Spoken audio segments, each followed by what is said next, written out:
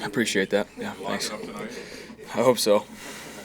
Be a big one. How was Halloween? Did Fergus have a costume? Fergus had a jersey on. He was the only one in the family dressed up, so yeah, he was a cute boy. Baker, we were just talking to Todd a little bit. Early in the year, that's a fine thing. Early in the year, there was your offense, a lot of bootlegs, waggles, movement, and then of late, maybe more in the pocket. And how have teams adjusted to try and keep you there, and how do you have to win from the pocket now a little bit? Yeah, I'd say we want to get to our boots. We want to do that just to get to the edges, kind of attack the perimeter. But teams have done a good job, whether it's looping a defensive end out, bringing some edge pressure to kind of take away some of those schemes. So, that goes into the mindset of what's the defense doing, how can we take advantage of these looks and just take the easy stuff that's there. When that happens and you're not able to use your legs as much, how much do you have to rely on manipulating these defenses with your eyes? I mean, as a quarterback, you're always doing that, but does that become even more crucial? Yeah, especially with how many, the two high safety defenses that we're getting right now. There's more zone defenders, zone droppers underneath. So, yeah, you definitely have to manipulate a little bit. You got to trust your reads and eyes and go through it. And, it comes down to delivering the ball on time. And if it's not there, move on to the next progression. And how's your knee doing? And how long has it been affecting you? I was told that you aggravated it, I think, in the Detroit game, was it? Yeah, I mean, I went down that New Orleans hit, the touchdown to Cade, and then just a real awkward fall against the Falcons that I guess re-aggravated it. But yeah, it's getting better each day. It just comes with time. It's not something that's going to heal overnight, so it gets better each day.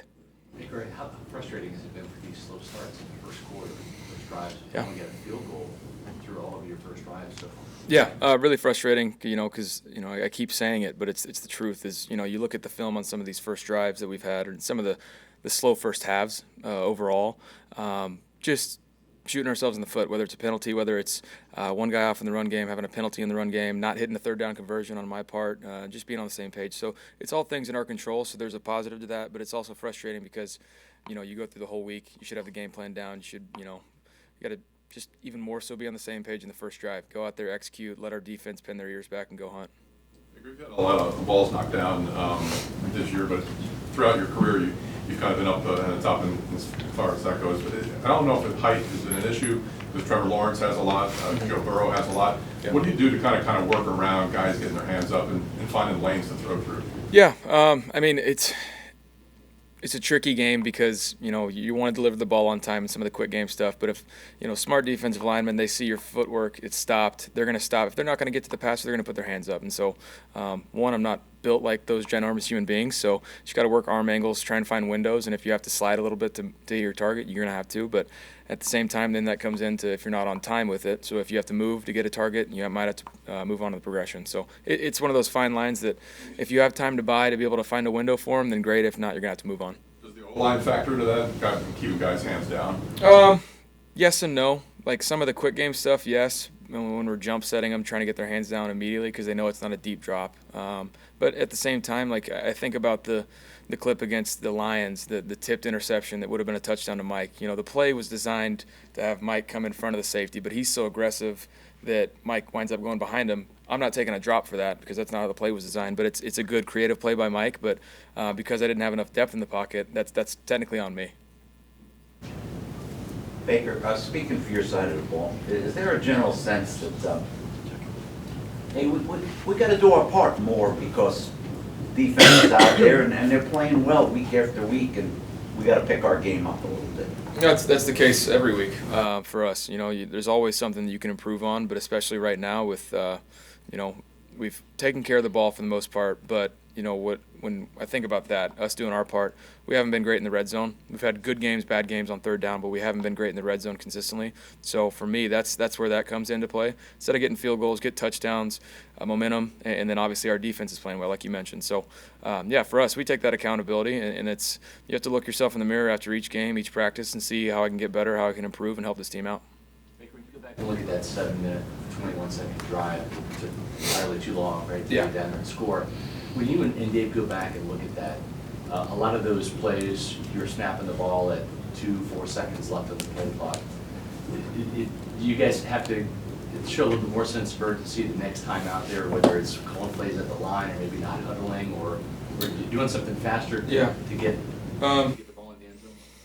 A little bit of both, yeah. You want to walk the line of being up tempo, but still get into some of your good calls to where you're driving the ball down the field. So there's a little bit of both. You saw a little bit of no huddle on that drive, a little bit of huddling.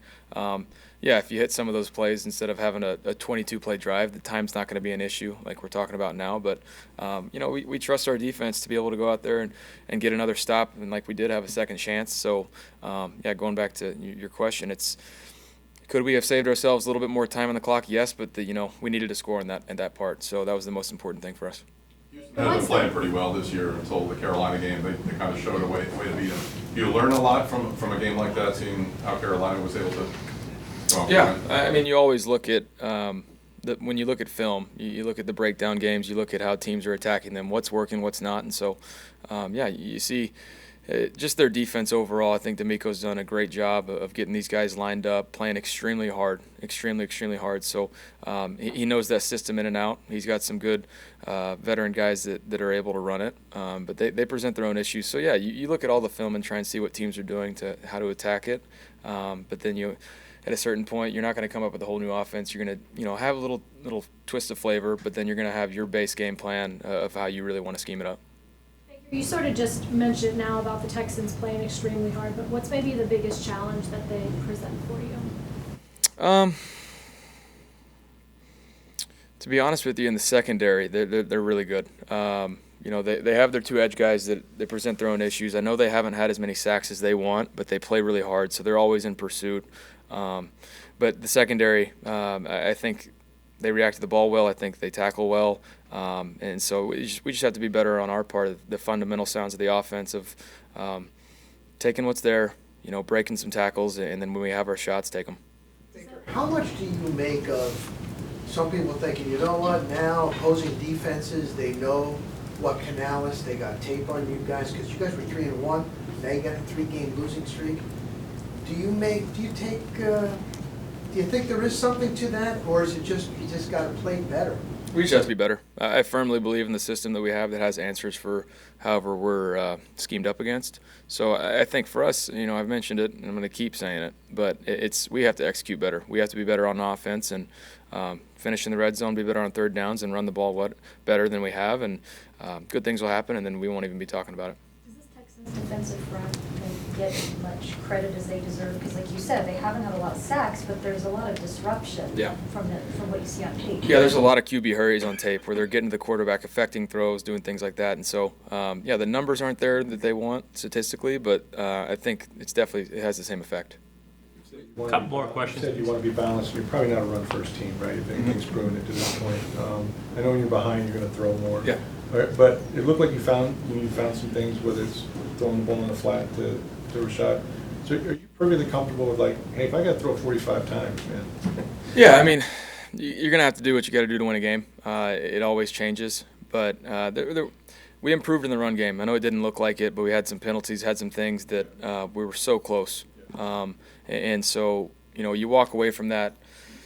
We lost, but when you look at the film again, hey, guys, we are improving. Don't lose your heads in this, that there is progress, and so keep working at it, and it's going to come along, and when it does, everybody's going to be real happy. How much do you need a win for this, given the fact that you see the progress, all the pieces, but it's 3-game losing streak still?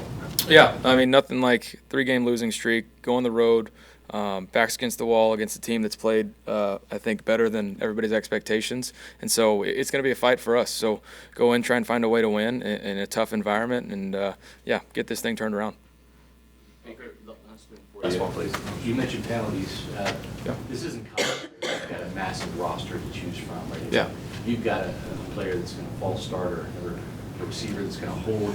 They're not going to be benched, right? But what has to get through to them to not do those things? Yeah. It's costing you guys some yards and drives. I think the thing with Trey is just knowing when to let your hands go. I think the one against Buffalo wasn't necessarily a hold. It's always, judgment. But if he's going to the ground, let him go. False starts just come down to focus and us being on the same page. So those are easily correctable things that's why, I'm happy where we're at right now that we can correct all these things. I know you said last one. Can I ask you about John Wolford sticking around? Oh, my guy Wolfie. You were going to let him not answer or ask that?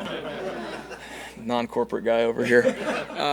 No, John's extremely vital to our QB room. A guy that when we brought him in I was very happy about it. Just his knowledge of the system. He's got great experience, but he doesn't have the most experience. But he's wicked smart. So he's an extremely important piece for us to have. And I know he challenges the guys on the scout team and is always an extra communicator for our QB room. So guys like that, invaluable though. Appreciate it.